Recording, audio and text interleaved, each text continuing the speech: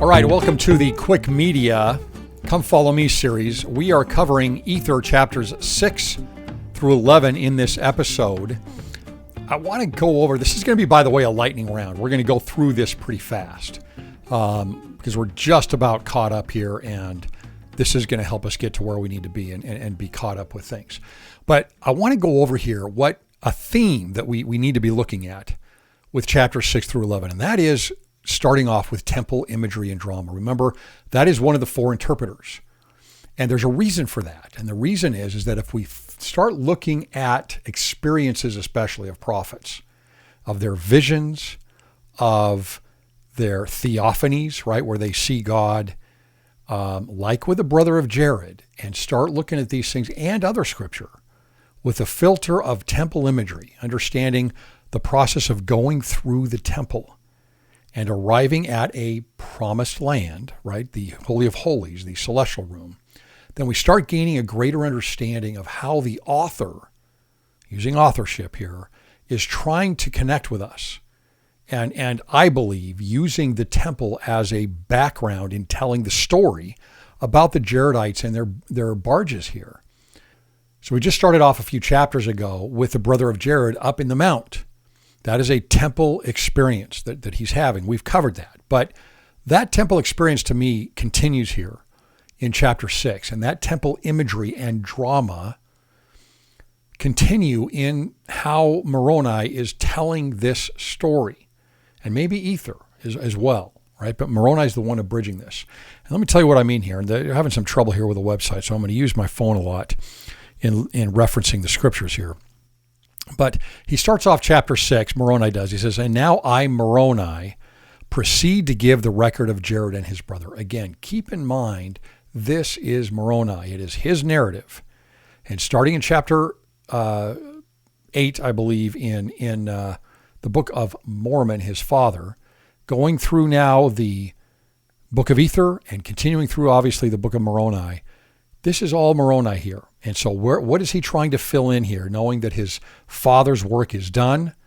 He didn't know he was going to be writing as he prays and is given more life and more time. What does he feel he needs to write about? What is his message? So keep that in mind as we go through here in the book of Ether. But then he gets down to verse 2 when he says, "For it came to pass after the Lord had prepared the stones." This is important. Why does he bring that up again, right? Again, when you think about the authors here, especially those here in the Book of Mormon, that are taking the painstaking time and effort to etch and engrave into metal these scriptures, there is nothing here that is just by chance or trivial, right? They are trying to be as efficient as possible in writing these things down. So everything matters.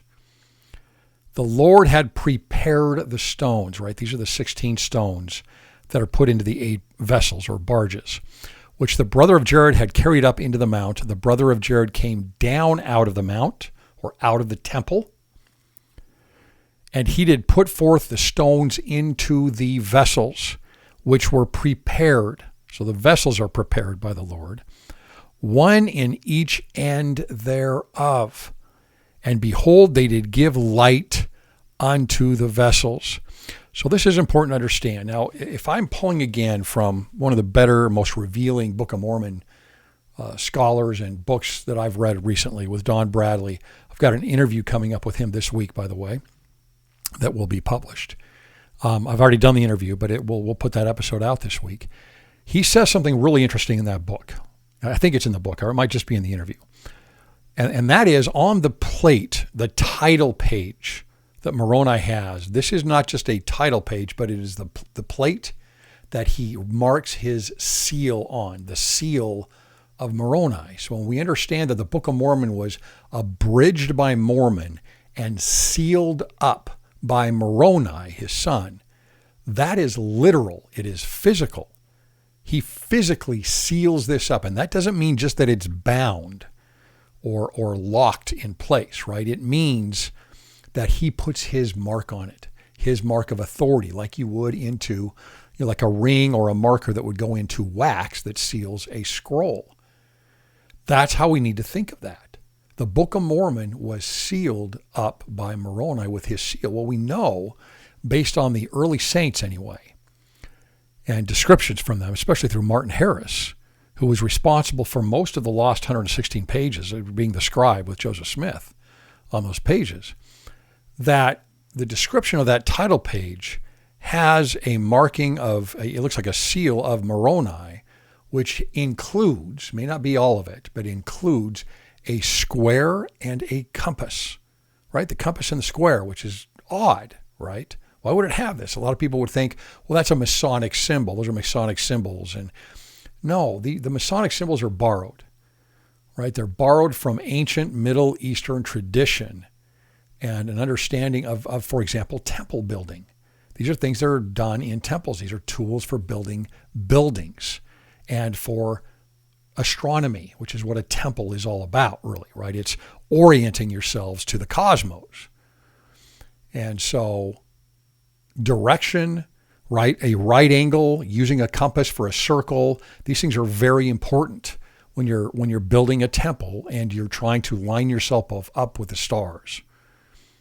Right? Remember, the Temple of Solomon starts in the east, it goes to the west. And most temples do, right? They go through these things. They're very much aligned with the seasons, with the day, with the year, with the equinoxes, with the solstices each year. And so a compass and a square are very important to a temple. But the other thing he brings up here that's very interesting is he says that the interpreters that are basically, sometimes they're called interpreters, sometimes we look at Urim and Thummim. Some people have said that these are separate and different. But it looks like the interpreters that were sealed up with the Book of Mormon, with the breastplate, right? That they were two diamond-looking, like clear diamond glass-looking stones. Here's a suggestion, and he also says, Don Bradley also says that these would be sealed in a sense on top of those engraven images of a compass and a square. And so you have to ask yourself, well, are they in the same shape? We do have descriptions of those interpreters being in the shape of a triangle, right? And you know that a square, right, is only two lines that give you a right angle, a 90-degree angle. It's not the whole square we think of, right? So a tool is a square so that you can make sure you can create a right angle. But that creates a half of a square, or kind of like a pyramid, right? The compass, however, typically would have, so that would be a 90-degree angle. The compass would be a little more narrow, right? It would have an angle perhaps of 60 degrees, right? And so it would have the same length on both sides and then a much smaller base on it. So we can ask ourselves, did these interpreters represent the compass and the square? Is that how it works? That's a very interesting thing to think about, because the compass and the square then are what give light to the vessels. And the stones are prepared by God, and the vessels are prepared by God for what? You're out of the temple experience. You're now moving out into what? A new creation. So the light coming out upon the deep, the void, right? That's what that's about. And so if we look at it that way, that's kind of like the adventure here that the Jaredites are going to be taking. It's a new creation. It's a new people. And they're going out, in a sense, out into the lone and dreary world. What do they need? They need protection. Where do we find that in the temple experience? Right? As Adam and Eve are going to go out into the lone and dreary world, they need protection. Right? And there are things there that agree very closely with what we're talking about here in these symbols of these stones then, if that's the case. And so we can imagine, okay, we talked about this before, the higher and the lower law. The vessels are kind of like the physical. Well, they are kind of like our bodies, right? So if we need light for those bodies and direction for those bodies, here, where are we going to get them from? We're going to get them from perhaps symbols, something prepared by the Lord to offer protection and light that include a compass and a square, the symbols that come from the temple. I think that's pretty interesting. I don't think that's too much of a stretch there to look into that. It's not Doctrine, obviously. I haven't read that before, but there are some parallels there. And if we're using temple imagery and drama, we can make a couple of, at least some assumptions there on that. I think it's pretty interesting to ponder that. We get here in verse 3, right? And thus the Lord caused stones to shine in darkness, to give light unto men, women, and children. That's us. This is all about us. Just like the creation story is about us. It's not a history. The Adam and Eve story in the Garden of Eden is about us. It's not a history. Doesn't mean some of those things didn't happen. The Jaredite story is a history, but it's told in a way that it is about us, to give us lessons. It's temple imagery. To give light unto men, women, and children, that they might not cross the great waters in darkness. That is our mortality. As we go across these waters, we need guidance, we need light, we need protection. And then down in verse 5, I think this is interesting to contemplate as well. Everything comes from the Lord. I've always been more of a person that talks about things in a very practical sense, right? I believe in natural law. I believe in natural consequences. And so sometimes for me, I make the mistake of thinking how uninvolved the Lord might be with something, right? It's like, oh, well, these are our choices. These are obviously the consequences that are automatically going to come about because of choices that I made, for example, right? There are natural and spiritual laws. And if I follow them, I have certain consequences. If I don't follow them, I have other consequences. And I think that's true, but that's not how the ancients saw it. Those anciently saw that the Lord's hand was in everything. And in a sense it is, right? Because as you make decisions, the laws of this mortality were set up by the Lord. And so if I make a bad decision and I end up with consequences because of that, then the ancients would say that the Lord did punish him or curse me, right, because of what I did. It's not that the Lord's going out and zapping me or something, but the laws that he set up that are in place are, you could look at that as because he set those laws up, his hand is in everything in that way. And I think that's a better way to look at it. I have this whole idea of practical theology, and I think that's a good way to look at things, but because maybe somehow it makes me feel like it's an intellectual approach, and that may not be the best approach all the time, right? But I think I need to, maybe you too, need to think more about how the Lord is involved in everything because of the way he has set our environment up. And in verse 5, we get this. It says, and it came to pass that the Lord caused that there should be a furious wind blow upon the face of the waters. This is interesting because last week we went over how with the Tower of Babel, right, and we have reference to how that may have been blown down from the great winds. As Nibley calls it, a flood of wind, just like there was a flood of water before that. And in fact, right, one of the reasons they're building the Tower of Babel is to not receive judgment from the Lord. It's not just that they want to do it themselves and get to the top and get to the stars and the heavens all on their own. That's a big part of it, right? It's a great representation of pride. The opposite of the doctrine of Christ and the tree of life. The Tower of Babel is the great and spacious building, right? But the other reason they do it is because they want to avoid judgment. Right? They want to avoid the idea of the atonement. They want to avoid the doctrine of Christ. They want nothing to do with the heavens bringing powers down. That includes judgment. They want to do it their own way. And so the judgment that they are used to there, that they have in their memory through time and through generations, is the flood. And so if they can build the tower high enough, they can raise themselves up and not have the consequences of the flood, right? That's another way to look at that. So we have reference to the Tower of Babel. It was actually blown down and there were massive winds. And there are geological evidences of these winds, right? That dried things out and it created droughts and deserts, as Nibley says anyway. Well, here we have an example of a mighty wind, these winds that are blowing. And so how do they get there to the promised land? It's because the Lord is blowing this wind, right, to push them toward the promised land.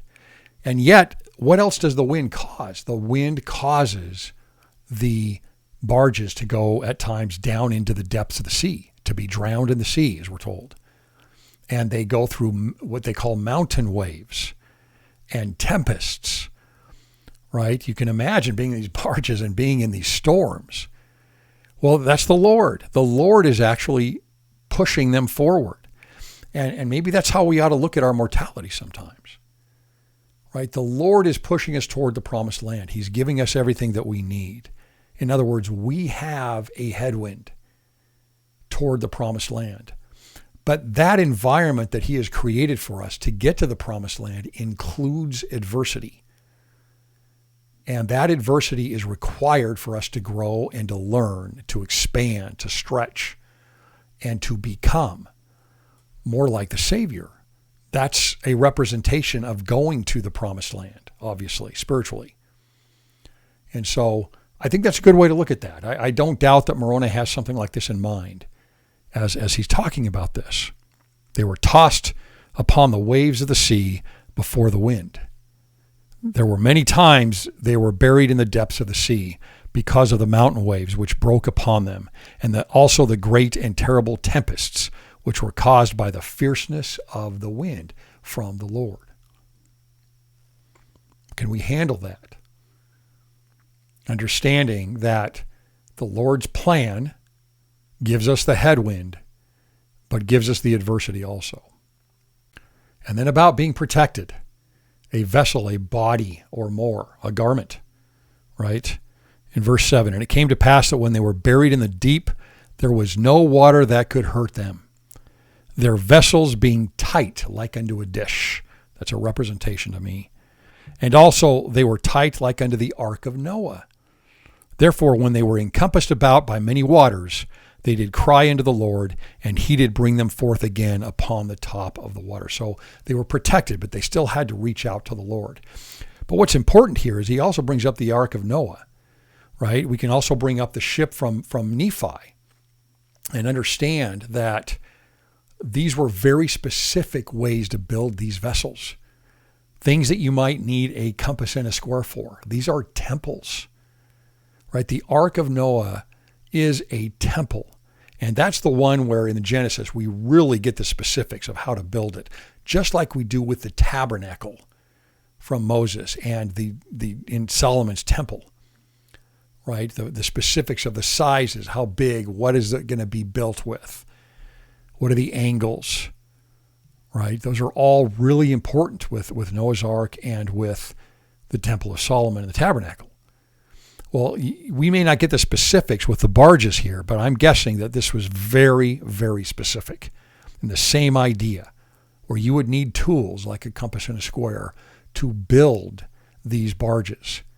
And the same would be pertinent to Nephi's ship when he built it, right? This is all information that came from the Lord. These are temples. Well, what are the real temples? It's not the ones that are built and announced in general conference, right? Those are a representation of something else. Those are a representation of our bodies. Our bodies are the real temples, right? They're the ones that go through the ordinances, these bodies. We have to have a body to do it for the dead, right? You have to have a temple. They go through the ordinances. They go through the progression. They arrive at the veil. They arrive at the promised land, right? And these bodies, these temples need protection. And we do that in the temple. We get that from being a temple goer. And literally, physically, we get that. Something we do every day or should be doing every day in wearing the garment. Which is a lot like these vessels and a lot like those two stones that are in each one of those barges. And then just real quick here down in verse 13, they arrive at the promised land, and it came to pass that they went forth upon the face of the land and began to till the earth. This happens every time you have a new people, a new creation, end up on a new promised land. This is what the Lehites did. They began to till the earth. Why mention this? Right? It's a temple reference. It's a similar word to what is used for the priests while they are maintaining the temple. Right? Noah arrives. What does he do? He plants a vineyard. So this is important to look at. What does Adam have to do? And he goes out into the lone and dreary world. He has to work by the sweat of his brow. And then the brother of Jared and Jared bring everybody together because they're both getting old and they're going to pass away, just like Lehi. And my guess is they want to give them a blessing. That's what they wanted to do. It doesn't say that, but I'm guessing in the unabridged version, they give everybody a blessing. The brother of Jared does at least. But the people there, right, it looks to me like there's 22 couples and their families, their children, plus the brother of Jared and his wife, plus Jared and his wife. So maybe 24 couples, I'm guessing. Some of them all part of the same family, perhaps. And what do they ask for? They ask for a king. Well, the brother of Jared and Jared are not real happy with this, but they acquiesce. And the son of Jared, Oriha, agrees to it, and he's a good king. He starts off as a good king. But we get this, and I think Moroni inserts this. It says, and it came to pass that Oriha did walk humbly before the Lord and did remember how great things the Lord had done for his father, and also taught his people how great things the Lord had done for their fathers. This is key. The Book of Mormon brings this theme up all the time about remembering. We get the idea of remembering every week in the sacrament. It's key to focus on remembering the great things the Lord has done. It's very pertinent, very appropriate for the season that we're in right now and for what we received, the message we received from President Nelson as I'm recording this yesterday about gratitude. That has a lot to do about it, right? About the idea of remembering the positive things that the Lord has done for us. That is a spirit of gratitude. And Moroni keeps bringing that up with the kings. Whenever there's a righteous king, he seems to bring that up, that they did remember the great things that the Lord had done for them. And then it's kind of interesting here in chapter 7, we learn more about Moroni, right? He is writing in the northern country where the Jaredites dwelt and had their cities. He's in the same area. In fact, he's probably abridging this somewhere around the hill Shim, which may very well be a Jaredite name, because that's where all the records were kept, in the northern areas, much further north than Zarahemla, for example. This is toward the land of Desolation, where all the bones were from the Jaredites. So he's in these lands. This is where he mostly dwells and lives. Moroni and Mormon is in these northern lands where the Jaredites were. Then down at the bottom of chapter 7 here, we have King Shul. And again, he's a righteous king. And again, what does Moroni say about him? He remembered the great things that the Lord had done for his fathers in bringing them across the great deep into the promised land. Wherefore he did execute judgment in righteousness all his days. So another way to look at this then, as we talk about remembering and being able to focus on gratitude, a thought that comes to me when I think about this is the temple itself. Right? And remember, the temple is giving us the full plan of salvation. It's giving us the opportunity to project into the future where we're going to arrive, becoming co-inheritors, co-heirs with Christ in the promised land, in all that the Father has. But what it also does, I think, is it gives us, because we go through that drama, that story, that progression all the way through, even though we haven't really done that yet, we've done it symbolically in the temple, it gives us a chance to move that to a memory, right? We can remember, we can pull from that experience and remember what the Lord has done for us, because he's done everything for us to be able to get to the promised land, to get to the celestial kingdom, right? And so by turning that drama, right, into a future event, into what is meant to be for us, we can also use that as a memory. We can also use that in remembering what great things the Lord has done for us and pull from those experiences when we go to the temple. Okay, then getting to chapter 8 here, we get into the secret combinations. And this is important to understand. This goes all the way back to Cain, and we're going to look a little bit differently at the Cain and Abel story here than maybe you've done in the past. That is not a history either, not the way it's written. Doesn't mean it didn't happen. I'm sure it happened.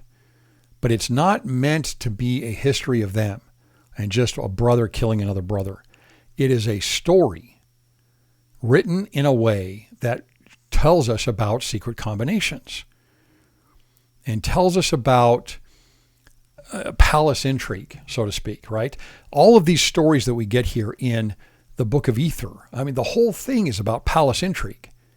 It's about infidelity, right? It's about scandal. It's about one brother usurping another, or usurping his father, or the father killing one of his sons because he's worried about him threatening him and his reign, right? Well, this is an important thing to understand because in the ancient world, and in fact, just going back to the medieval world, right, and the Renaissance world, right, these were crucial things to understand, and these things would permeate the entire country, the entire civilization, under that king or under that queen, under that royal family.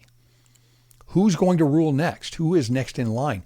Even today, people love to follow, for example, the royal family of England, right, of the UK, and who's going to rule next, and what if this person doesn't make it? Who would be next in line?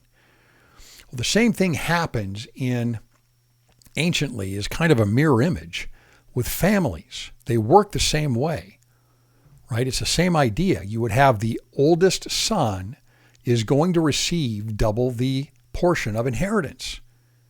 Who is that going to be? Think of the story of Abraham, right? He's driven toward a larger family, which we can see a larger kingdom that is as large as the number of stars in the sky or the sands in the sea. And who is going to be the heir to that? He wants to create something for the heir. Well, at first it's nobody. In fact, it's Eleazar, which is the Hebrew for the Greek Lazarus. It's a different Lazarus, obviously, but it's his servant because he doesn't have a son. He doesn't have a child. So at first it looks like there's going to be someone, we can look at it like someone's going to be adopted in under Abraham, right? It's not really from his blood. And it looks like the servant's going to be the one that inherits everything. But then he has Ishmael with Hagar. So Ishmael is now the heir. Well, of course, eventually Sarah gives birth to Isaac. And being that the mother typically is the one that chooses, if we look at that closely, she drives Hagar out along with Ishmael, and she's like, no, this is my son's deal, right? Isaac gets this. And so, this is a very important part of the story. In fact, it's most of the story that we get up until Isaac gets a little bit older with his almost sacrifice. And so that's what this is all about. We see all of this in here happening, the scandals and how the world treats all of this. But that is a very important theme in our reality, in mortality, and not just in mortality. Look at the premortal life. Who was going to rule? You had the heir, the King of Kings, the Prince of Peace, Christ. But you had an usurper, an accuser, right, who was a son of the morning, who drew a third of the host of heaven away with him. Why? Because he wanted to usurp Christ and the Father. He wanted all of the glory. So even in the premortal life, we get this palace intrigue, so to speak. And that's what's happening here in Ether. But back to these secret combinations, we see here with Akish, he is going to reintroduce this, right? Because this goes all the way back to Cain. This is what it says here in chapter 8, verse 13. And it came to pass that Akish gathered in unto the house of Jared all his kinsfolk, and said unto them, will ye swear unto me that ye will be faithful unto me in the thing which I shall desire of you? Okay, so he's going to commit them to him through an oath. He's going to make a formality of this. And the way I see this typically is it starts off with the carrot, right? You've got the carrot and the stick. It starts off with a carrot. Why? Because it would be, these are my kinsfolk. These are the people that are close to me. And guess what? If I am a ruler over everything and I can oppress others and lay heavy taxes upon them, you can get anything you want if you're with me. You can be a part of this, right? Let me entice you with riches. I will entice you with gain. I will entice you with power. You can be in this group with me. All right, it starts with a carrot, but then it goes beyond that, right? Here in 14, then we get, and it came to pass that they all swear unto him by the God of heaven and also by the heavens. We get the same thing with the Gadianton robbers. They swear by God when they do this. And also by the earth and by their heads, that whoso should vary from the assistance which Achish desired should lose his head.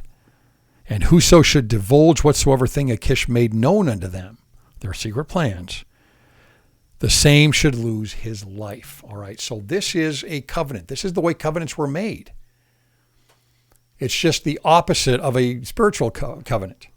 Remember when Mormon goes, Captain Moroni goes around with the title of liberty. And what do the people do? They make a covenant of death. They rip their own garments and they throw it out there to be trampled upon by Moroni and maybe his group. And what do they say? If we don't live up to trying our best here and obeying the commandments and fighting with everything that we have, may what happens to these garments that are trampled upon happen to us. That's how the penalty works. The penalties, we used to have this in the temple, but people didn't really understand them very well. They had to be withdrawn, right?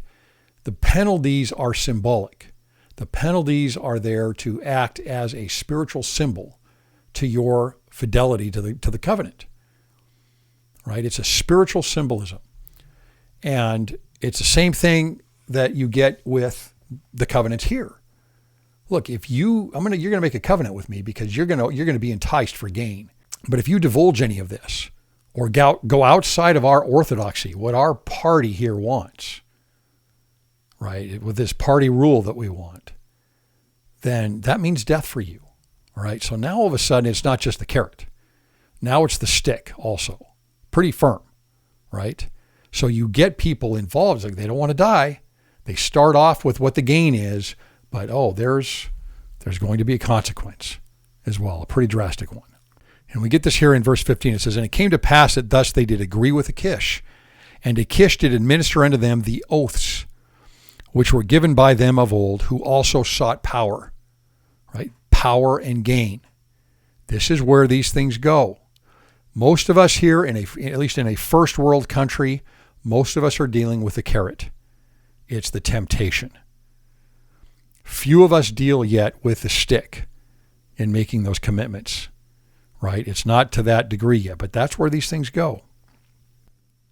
Given by them of old, who also sought power, which had been handed down even from Cain, who was a murderer from the beginning. All right. This is key to understand. The story of Cain and Abel is not the story of just Cain killing Abel. There's not much there to that story. There are a lot of murders in life. There are a lot of things. It's like Christ. If we look at him, he just died for us. We're missing out on quite a bit, right, of what that story is really all about. It's the same thing with Cain and Abel.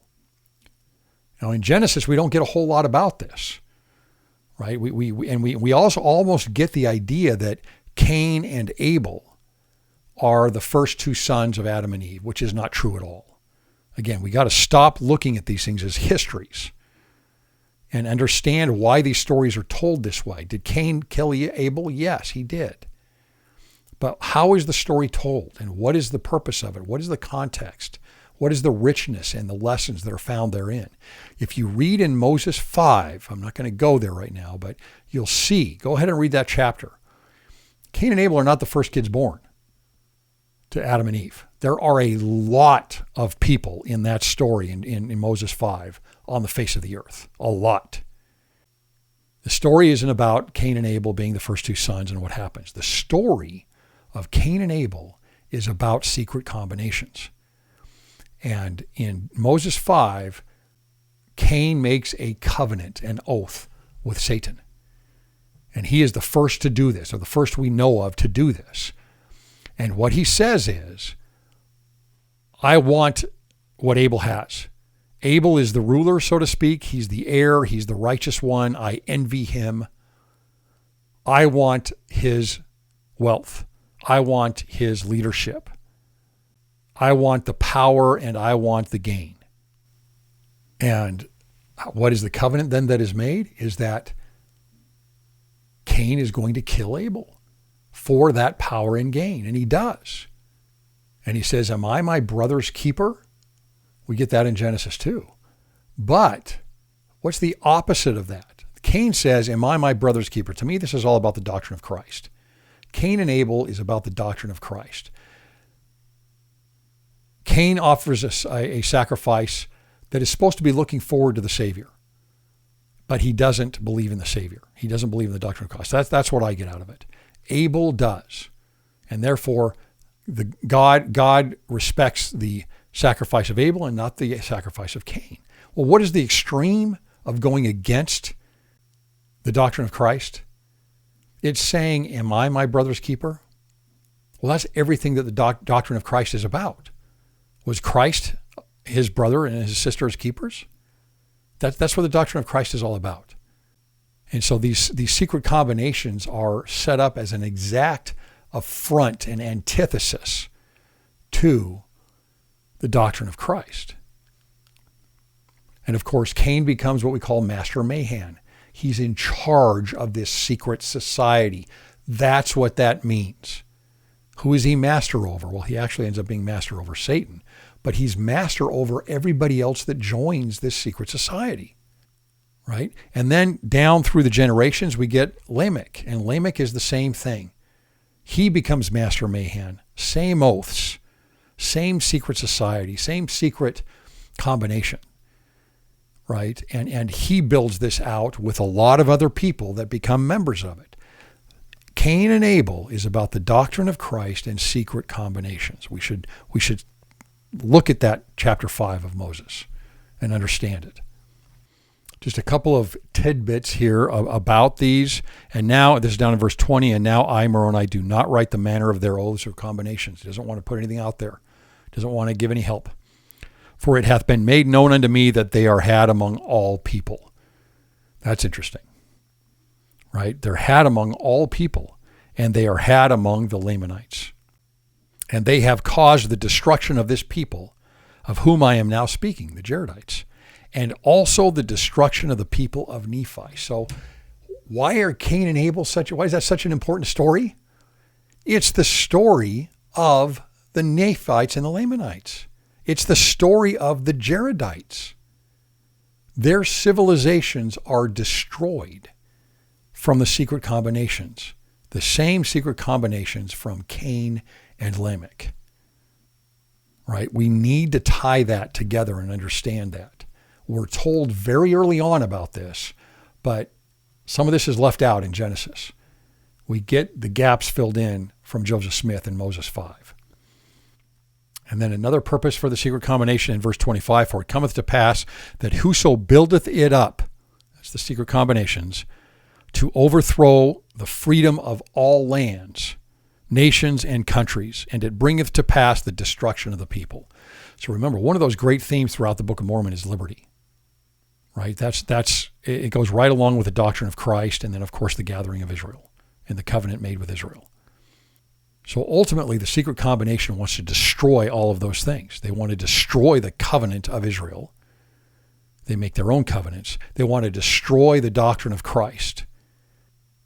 And they want to destroy liberty.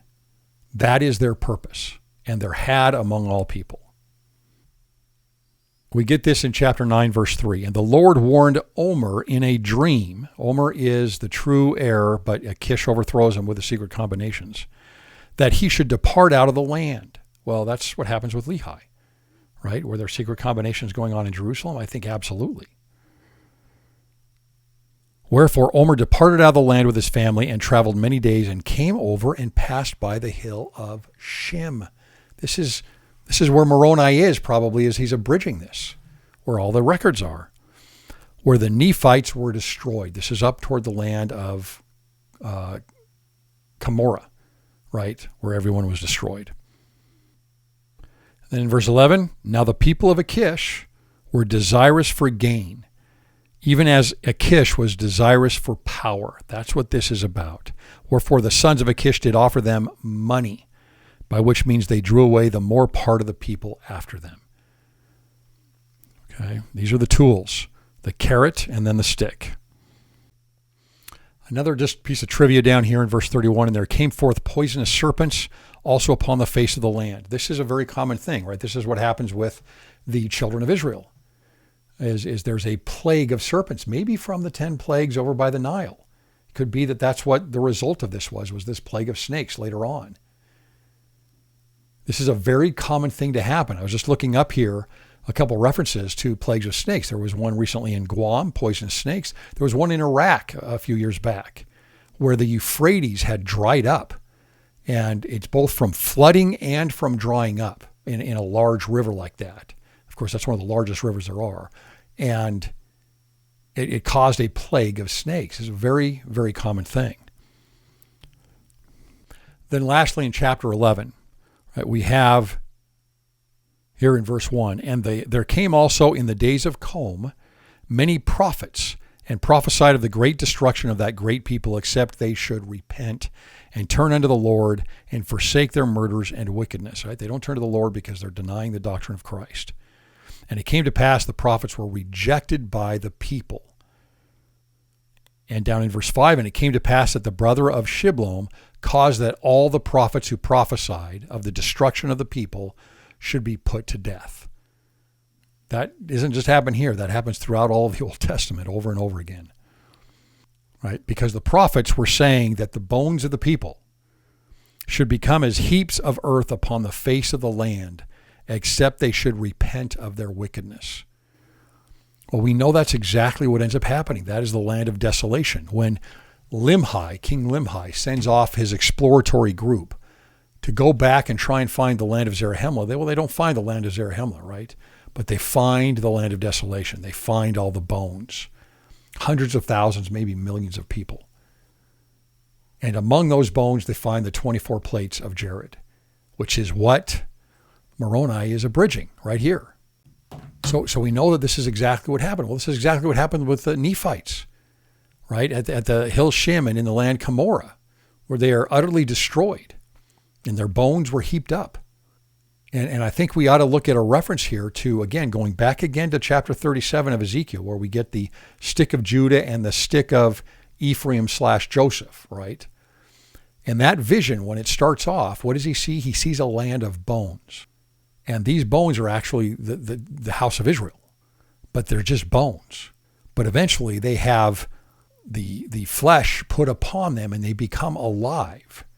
Right? Well, what is that? Well, what happens here, if we go through here, we see that the doctrine of Christ, as it is turned away, turns the people into a heap of bones. That's what ends up happening. But when we put on Christ, which would be the flesh being put onto these bones in Ezekiel's vision, I believe, then they come to life and they flourish. And Israel comes back to what it's supposed to be because it remembers the Abrahamic covenant. It remembers the doctrine of Christ. And so in these chapters, what we see as the Jaredites turn from the doctrine of Christ and from the prophets and start up their secret combinations, which were started with Cain, same thing, that they end up moving to a point, right, regressing until they are piled up as heaps of bones. And yet the opposite is what happens in Ezekiel's vision. When Israel, the bones, the dry bones, the valley of bones, puts Christ on, it flourishes and comes back to life. These stories are about the doctrine of Christ. I believe that Cain and Abel and their offerings are specifically about the doctrine of Christ. We have two decisions to make: the Tower of Babel and the great and spacious building on one side, and the tree of life or the doctrine of Christ on the other. I'll talk to you next time.